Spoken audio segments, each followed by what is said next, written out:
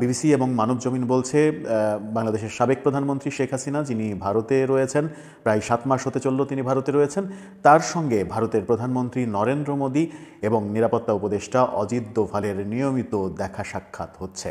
অজিত দোভালের দেখা সাক্ষাৎ হচ্ছে, এটা পুরনো খবর, কিন্তু প্রধানমন্ত্রী নরেন্দ্র মোদীরও দেখা সাক্ষাৎ হচ্ছে, এই ব্যাপারটা নতুন খবর। বিবিসি এবং মানবজমিন সেটি নিশ্চিত করছে। দর্শক, নতুন একটি সংবাদে আপনাদের সবাইকে স্বাগতম। তো প্রিয় দর্শক, বর্তমানে বাংলাদেশে যে পরিস্থিতি চলছে তারই উপর ভিত্তি করে আপনাদের সামনে কিছু গুরুত্বপূর্ণ ভিডিও নিয়ে হাজির হয়েছে। তো ভিডিও শুরুটা দেখে আপনি বুঝতে পারছেন যে আজকের ভিডিওটা কতটা গুরুত্বপূর্ণ এবং কোন বিষয়টিকে ইঙ্গিত করছে। তো যারা ভিডিওটি অন করছেন তাদের বলবো আপনারা না টেনে পুরো ভিডিওটি দেখতে থাকুন, তাহলেই বুঝতে পারবেন আজকের ভিডিওটা কতটা গুরুত্বপূর্ণ এবং কোন বিষয়টিকে আসলে নির্দেশ করছে। তো আমি আর এই বিষয় নিয়ে বেশি কথা বলবো না, তো চলুন আমরা দেখে আসি সেই কাঙ্ক্ষিত ভিডিওগুলা। তার আগে বলবো, যারা এখনো পর্যন্ত চ্যানেলটি সাবস্ক্রাইব করেননি অবশ্যই চ্যানেলটি সাবস্ক্রাইব করে পাশে থাকা বেল আইকনটি ক্লিক করে রাখবেন। আর যারা ইতিমধ্যে চ্যানেলটি সাবস্ক্রাইব করে রেখেছেন তাদেরকে অসংখ্য ধন্যবাদ। তো চলুন দর্শক, ভিডিওটিতে একটি লাইক দিয়ে আমরা সবগুলো ভিডিওর আলোচনা ধারাবাহিকভাবে দেখে আসি। বিবিসি এবং মানবজমিন বলছে বাংলাদেশের সাবেক প্রধানমন্ত্রী শেখ হাসিনা, যিনি ভারতে রয়েছেন, প্রায় 7 মাস হতে চলল তিনি ভারতে রয়েছেন, তার সঙ্গে ভারতের প্রধানমন্ত্রী নরেন্দ্র মোদী এবং নিরাপত্তা উপদেষ্টা অজিত দোভালের নিয়মিত দেখা সাক্ষাৎ হচ্ছে। অজিত দোভালের দেখা সাক্ষাৎ হচ্ছে, এটা পুরনো খবর, কিন্তু প্রধানমন্ত্রী নরেন্দ্র মোদীরও দেখা সাক্ষাৎ হচ্ছে, এই ব্যাপারটা নতুন খবর। বিবিসি এবং মানবজমিন সেটি নিশ্চিত করছে। কি বলতে চাইলো তারা, কি হতে চলেছে? সাবেক প্রধানমন্ত্রী শেখ হাসিনার মেয়ে সাইমা ওয়াজেদ পুতুল, তিনিও দিল্লিতে রয়েছেন, তাদেরই বা দেখা সাক্ষাতের অবস্থা কি, সেই আলোচনাই করবে এই ভিডিওতে। থাকবেন পলিটিক্স টিভির নিয়মিত আয়োজনে।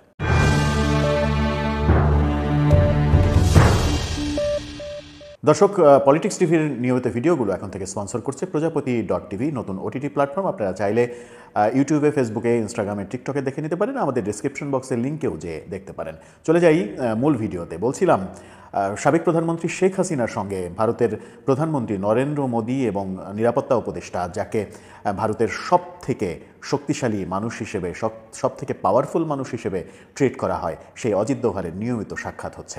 অজিত দোভালের সঙ্গে শেখ হাসিনার যে সাক্ষাৎ হচ্ছে, এর আগে হয়েছে ভারতের পররাষ্ট্র বিদেশমন্ত্রী, তার সঙ্গে সাক্ষাৎ হয়েছে। এটা খুব একটা নতুন খবর না, এটা পুরনো খবর, কিন্তু বিবিসি বলছে এবং বাংলাদেশের অন্যতম প্রধান গণমাধ্যম মানবজমিন বলছে নরেন্দ্র মোদীর সঙ্গেও শেখ হাসিনার সাক্ষাৎ হচ্ছে।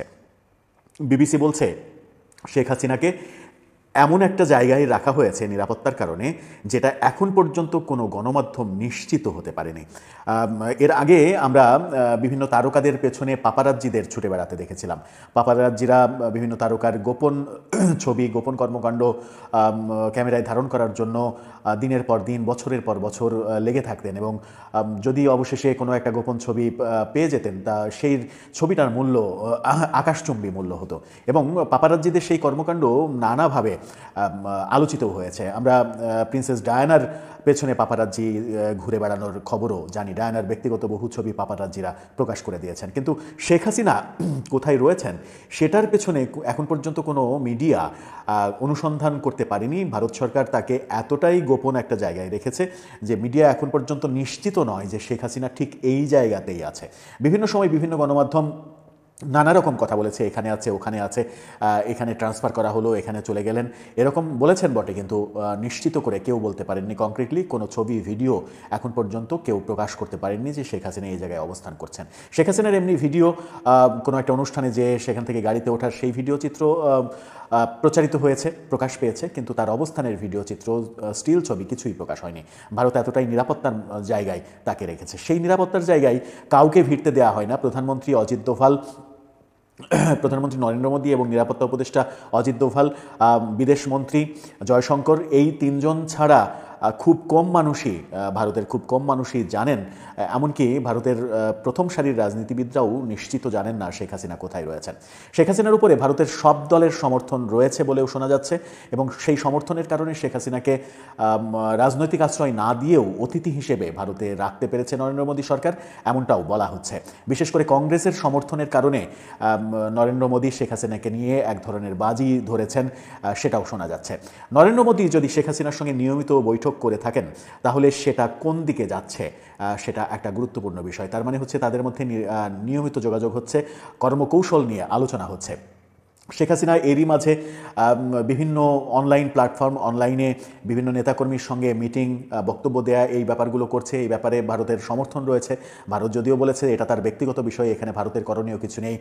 কিন্তু বিবিসি এবং মানবজমিন, বিশেষ করে বিবিসি যখন ফাঁস করলো যে প্রধানমন্ত্রী নরেন্দ্র মোদীর সঙ্গে শেখ হাসিনা নিয়মিত দেখা সাক্ষাৎ হচ্ছে, তখন বিবিসি এটাও বলছে যে সাইমা ওয়াজেদ পুতুল তিনি দিল্লিতে অবস্থান করছেন, কারণ তিনি বিশ্ব স্বাস্থ্য সংস্থার দক্ষিণ এশীয় অঞ্চলের প্রধানের দায়িত্ব পালন করছেন। দিল্লিতে তার অফিস, দিল্লিতে অবস্থান করছেন।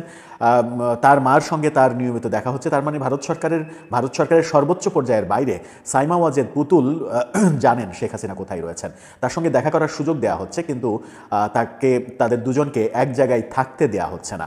থাকতে না দেওয়ার কারণ হিসেবে জানানো হচ্ছে, বিবিসি যেটা বলছে সেটা হচ্ছে জাতিসংঘের একটা প্রতিনিধিকে, জাতিসংঘের একটা গুরুত্বপূর্ণ ব্যক্তিকে শেখ হাসিনার মতো একজন পালিয়ে থাকা মানুষ তার সঙ্গে একসঙ্গে থাকতে দিতে পারে না। এটা নীতিগতভাবেই সম্ভব নয়, তাই তাদেরকে একসাথে থাকতে দেওয়া হচ্ছে না, কিন্তু তাদের নিয়মিত সাক্ষাৎ হচ্ছে। এদিকে এই খবর যখন প্রচার হলো, বিশেষ করে মানবজমিন বাংলাদেশে যখন এই খবরটা প্রচার করে দিল, তখন একটা ব্যাপার গবেষণা হচ্ছে। গতকালকেই আমরা একটা ভিডিওতে বলেছিলাম যে আগের দিন অর্থাৎ গত পরশু নরেন্দ্র মোদীর সঙ্গে ডোনাল্ড ট্রাম্পের ফোনে কথা হয়েছে, এবং ভারতের বিভিন্ন গণমাধ্যম বলছে সেই ফোনালাপে বাংলাদেশ প্রসঙ্গও আলোচনা হয়েছে। যদি বাংলাদেশ প্রসঙ্গ আলোচনা হয়ে থাকে এবং ডোনাল্ড ট্রাম্প এই মাসেই ভারত সফর করছেন, সেই ভারত সফরে ভারতের বিভিন্ন সাংবাদিক বলার চেষ্টা করছেন যে সেই ভারত সফরে শেখ হাসিনার সঙ্গে ডোনাল্ড ট্রাম্প দেখাও করতে পারেন, কিন্তু ভারতের সংবাদ মাধ্যমগুলো যে সকল সোর্স ব্যবহার করে সেই সোর্সগুলো বেশিরভাগ ক্ষেত্রে অকার্যকর, অগ্রহণযোগ্য। তাই এই ব্যাপারটাকে খুব একটা বিশ্বাসযোগ্য ভাবার কোনো কারণ নেই। তবে ব্যাপারটা একটা নতুন মাত্রা যোগ করবে, যেহেতু নরেন্দ্র মোদীর সঙ্গে সরাসরি সাক্ষাতের ঘটনা নিয়মিত ঘটছে, সেহেতু আমরা নরেন্দ্র মোদীর আমেরিকা সফরে দেখেছি ডোনাল্ড ট্রাম্প বাংলাদেশ ইস্যুতে নরেন্দ্র মোদীর সামনে প্রকাশ্যে কথা বলেছেন গণমাধ্যমে।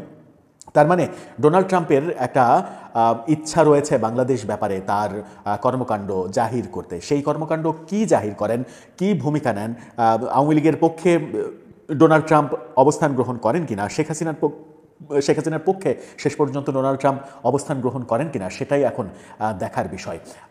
সেই ব্যাপারে যদিও গণমাধ্যমগুলো খুব একটা আভাস দিচ্ছে না, বিশেষ করে আন্তর্জাতিক গ্রহণযোগ্য গণমাধ্যম, সেটা ডোনাল্ড ট্রাম্পের সফরের পরে নিশ্চিত হওয়া যাবে। সেই সফরটা মার্চেরই কোনো একটা সময় তিনি ভারত সফর করবেন বলে জানা যাচ্ছে। দর্শক, শেষ পর্যন্ত আপনার কি মনে হয়, নরেন্দ্র মোদীর সঙ্গে শেখ হাসিনার বৈঠক যদি নিয়মিত হয়ে থাকে, এদিকে বাংলাদেশ সরকার শেখ হাসিনাকে ফেরত চেয়ে চিঠি দিয়েছে, সেই চিঠিকে একেবারে পাত্তাই দেয়নি ভারত, বাংলাদেশে শেখ হাসিনাকে ফেরত দেবে, নাকি আওয়ামীপন্থী যারা প্রচার করছেন যে শেখ হাসিনা বীর দর্পে বাংলাদেশে ফিরবে এবং মার্চ মাসেই ফিরবে, সেরকম কিছু ঘটতে যাচ্ছে কিনা আপনার মতামত জানিয়ে লিখতে পারেন আমাদের কমেন্ট বক্স।